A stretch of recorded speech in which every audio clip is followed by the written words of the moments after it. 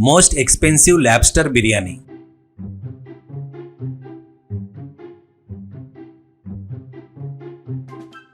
वैजाग के बीच पर कुछ लैब्स्टर मिलकर मीटिंग रखते हैं। उनमें से बड़ा लैब्स्टर, देखो उस तरुण की वजह से अपनी लैब्स्टर खत्म होने के कगार पर है, इसलिए अपन उसको खत्म कर दिए तो हो जाता है, कहता है। तो और एक लैब्स्टर, क्यों गुरु, इतने सडनली ऐसा डिसीजन क्यों लिया? रिस्क कौन लेगा? बड़ा लैब्स्टर, देखो तुमको उसका टैलेंट समझ में नहीं आ रहा है। साल भर पहले ही वो स्ट्रीट फूड की गाड़ी लगाया था, एक लैब्स्टर को पकड़कर बिरयानी बनाकर सेल किया। अभी उसका सेल्स रोज हजारों में है। जल्दी ही वो एक बड़ा होटल भी डालने जा रहा है करके मैंने सुना है। उसके 1000 बिरयानी बोले तो देखो कितने को डाल रहा है वो। ऊपर से उसका सबसे महंगा बिरयानी है, इसलिए मैं अपनी जान पर खेलकर उसके गले को काट कर या नाक को काट कर उसको खत्म कर दूंगा, ऐसा कहता है। वो बातें सुनकर बाकी लैब्स्टर सभी तालियां बजाते हैं। तभी एक स्ट्रीट की गाड़ी बहुत बिजी थी।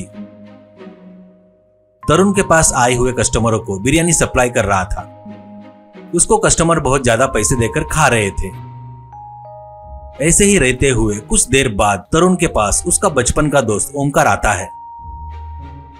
उसको देखकर शॉक होकर तरुण, तू जिंदा है क्या? बचपन में ही तू कहीं गायब हो गया था ना, कहाँ गया था रे? ओमकार, जय गुरुदेव, मैं बचपन में गुरु के पास कुछ विद्या सीख के आया यार। वैसे ही माँ बाप की जिम्मेदारी पूरी करके आ करके यहाँ पर भेजे तो यहाँ पर आया। तू यहाँ पर है करके पता चला तो ऐसे ही तेरे से मिलने के लिए आया हूँ। तरुण, सुपर यार, तू माया जादू बोलकर जंगल में जानवरों के साथ मिलकर रहा बोले तो तू ग्रेट है रे। वो तो ठीक है, पर ये मेरी गाड़ी है ना, मेरा भविष्य कैसा है बता तो एक बार, कहता है। तो ओमकार आंखें बंद करके थोड़ी देर सोचता है। उसके बाद तरुण से, तेरा भविष्य बहुत अच्छा है, बहुत बड़ा होटल भी बनाएगा। इस बीच तेरे ऊपर तेरा मर्डर करने का स्केच बन रहा है। वो जाना बोले तो तू रोज कमाई सो कमाई का थोड़ा सा हिस्सा अलग निकाल कर उससे गेहूं के आटे के गोले बनाकर समुद्र में डालना होगा, ऐसा कहता है। तो तरुण, क्या यार, ये सब पर मैं विश्वास कर लेता करके सोच रहा है क्या?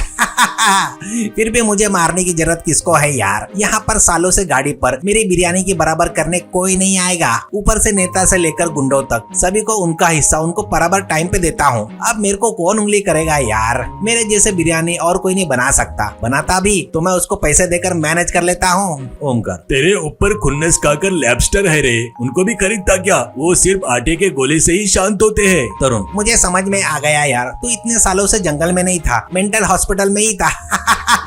ऐसा बोलकर कस्टमर्स को बिरयानी देना शुरू करता है। ऐसे ही रहते हुए अगले दिन थोड़े बड़े लॉबस्टर मछुआरों को दिखना वैसे किनारे पर घूम रहे थे।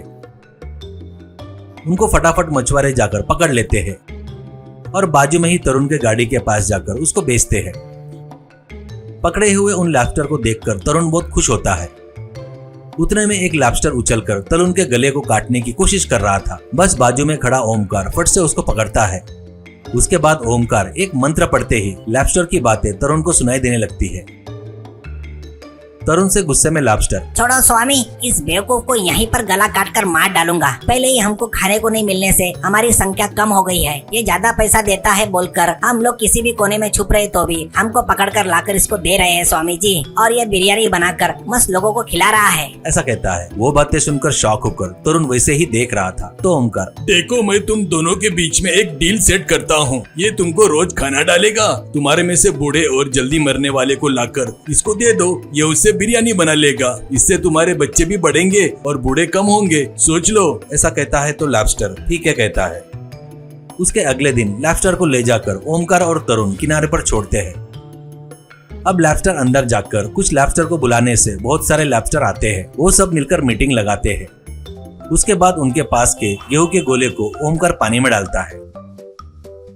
उससे सभी बच्चे लॉबस्टर आकर वो खाने लगते हैं। उसके बाद बहुत बूढ़े बूढ़े लॉबस्टर आकर तरुण के आगे आकर समर्पण करते हैं। वो सब देखकर आश्चर्य से भरा तरुण ओमकार को धन्यवाद देता है। उसके बाद वो एक बड़ा होटल बनाता है। उसमें बड़े बड़े लॉबस्टर से बनाया हुआ बिरयानी बेचने की वजह से बिरयानी बहुत एक्सपेंसिव रहते हुए बहुत फेमस हो जाता है। फिर भी कितना भी कमाया तो भी तरुण किसी भी दिन गेहूं के आटे के गोले को समुद्र में डालना कभी बंद नहीं करता।